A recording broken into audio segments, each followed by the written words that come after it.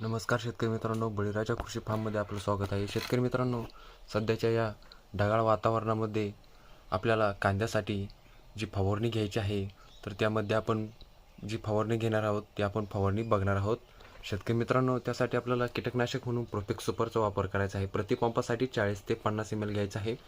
आणि त्यानंतर आपले साधे असे बुरशीनाशक घ्यायचे आहे. इंडोफिल कंपनीचे M45 आपल्याला प्रतिपंपासाठी 40 ते 50 ग्रॅम घ्यायचे आहे.